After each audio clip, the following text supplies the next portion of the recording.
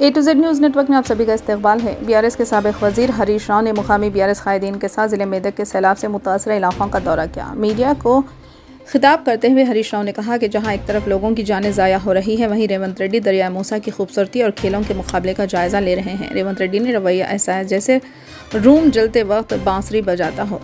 एक वज़ीर ने कहा, हेलीकॉप्टर का इस्तेमाल सिर्फ हंगामी हालात में किया जाना चाहिए, लेकिन वो बिहार में शादियों और सियासी सरगर्मियों के लिए इस्तेमाल करते हैं।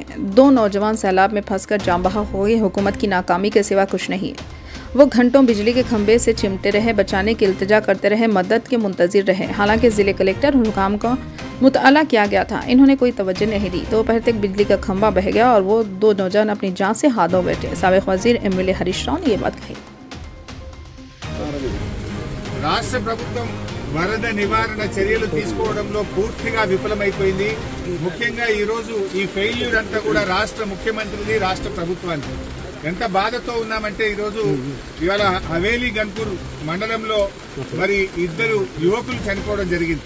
వాళ్ళ పిల్లలు, ముఖ్యంగా 2 పిల్లలు గురుకుల పాఠశాలలో చదువుతున్నారు. వర్షాల వల్ల గురుకుల పాఠశాల లీక్ అయితా ఉంది. మీ పిల్లల్ని తీసుకుపోండి అని ప్రిన్సిపల్ ఫోన్ చేస్తే పిల్లల్ని మెదక్కు పోయి తీసుకొచ్చుకుందామని బయలుదేరి మరి ఆటోలో నడుపుతున్నటువంటి యాదగౌడు, ఆటోలో కూర్చున్న సత్యనారాయణ, ఇద్దరు కూడా ఈ వరదలో ఆటో కొట్టుకుపోయి చనిపోవడం జరిగింది.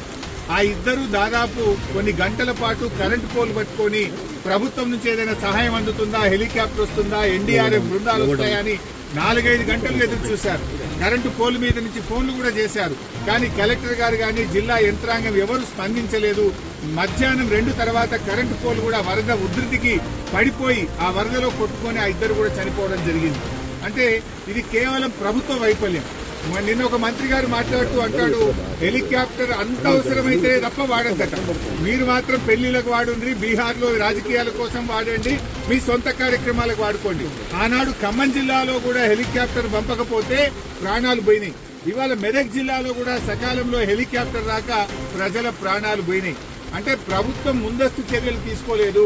నిజాం సాగర్ లో ఈ వరద ఉధృతిని చూసి గేట్లెత్తి ముందుగానే నిజాం సాగర్ ను ఖాళీ చేస్తుంటే బ్యాక్ వాటర్ లో ఇంత నష్టం జరిగి ఉండేది కాదు. అటు ఇంజనీరింగ్ లోపం ఉంది, ప్రభుత్వ వైఫల్యం ఉంది. నిన్న ముఖ్యమంత్రి గారు ఇంత వరదలు వస్తుంటే వీడియో కాన్ఫరెన్స్ పెట్టి అత్యవసరంగా రివ్యూ చేయాల్సిన ముఖ్యమంత్రి ఆయన మూసీ సుందరీకరణ రివ్యూ చేస్తున్నాడు. ఇవాళ పొద్దున్న లేచి ఆటల పోటీల గురించి రివ్యూ చేస్తుంది. ఒక దిక్కు ప్రజల ప్రాణాలు పోతున్నాయి, తాగడానికి నీళ్లు లేవు. హవేలీ గన్పూర్ లో నిన్నటి నుంచి కరెంటు లేక 7-8 గ్రామాల ప్రజలు మంచినీళ్లు లేక వర్షపు నీళ్లను ప్లేట్లలో, గ్లాసులలో పట్టుకొని తాగుతున్న పరిస్థితి ఉన్నది. ఇవాళ రేపు అంటు రోగాలు ప్రబలేటువంటి అవకాశం ఉంది. వచ్చే 24 గంటలు ఇంకా పెద్ద ఎత్తున వర్షాలున్నాయని వాతావరణ శాఖ చెప్తా ఉంది.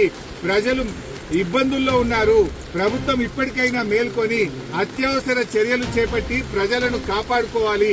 ప్రజలకు త్రాగునీరు అందించండి, ప్రజలకు అవసరమైన ఆహార పొట్లాలను పంపించండి, హెలికాప్టర్లను అందుబాటులో పెట్టండి. ఎందుకంటే బాగా తడిచి ఉన్నది, ఇప్పటికే నీటి ప్రవాహం ఉంది. ఇంకా వర్షం ఏమన్నా కొద్దిపాటి వర్షం ఎక్కువ పడ్డా కూడా మరి చెరువులు గాని తెగేటువంటి ప్రమాదం ఉంటది కనుక అన్ని జాగ్రత్తలు ప్రభుత్వం తీసుకోవాలని చెప్పి కోరుతా ఉన్నాం. ఏదైతే పంట నష్టం జరిగిందో ఒక్కొక్క రైతుకు ఎకరానికి 25,000 రూపాయల సహాయం అందించాలని కోరుతున్నాం. చనిపోయిన ఆ 2 కుటుంబాలకు కూడా ఒక్కొక్కరికి 25 లక్షల ఆర్థిక సహాయం అందించాలని కోరుతున్నాం. ఇక్కడే పక్కనే దూప్ సింగ్ తండా ప్రజలు తండాను వదిలిపెట్టి గుట్ట మీద ఉన్నారు. రాత్రంతా కూడా గుట్ట మీదనే ఉన్నారు. వాళ్ళకి మంచినీళ్లు లేవు. ప్రభుత్వం కూడా అక్కడికి చేరుకోలేదు. వెంటనే ఆ దూప్ సింగ్ తండా ప్రజలు గుట్టల మీద ఉన్నారు. వాళ్ళను కూడా కాపాడాలని, వాళ్ళకి భోజనాలు, మంచినీళ్లు అందించాలని చెప్పి ప్రభుత్వాన్ని డిమాండ్ చేస్తున్నారు. సో ఈరోజు నిన్న 2 ఆ వరదలో కొట్టుకుపోయారు. అందులో బెస్త సత్యనారాయణ డెడ్ బాడీ ఇప్పటి వరకు దొరికింది. ఇంకా యాదగౌడు డెడ్ బాడీ ఇంతవరకు దొరకలేదు. NDRF బృందాలను పంపించి వెంటనే యాదగౌడు యొక్క మృతదేహాన్ని మరి వెతికి కుటుంబ సభ్యులకు అందించాలని కూడా ప్రభుత్వాన్ని కోరుతుంది.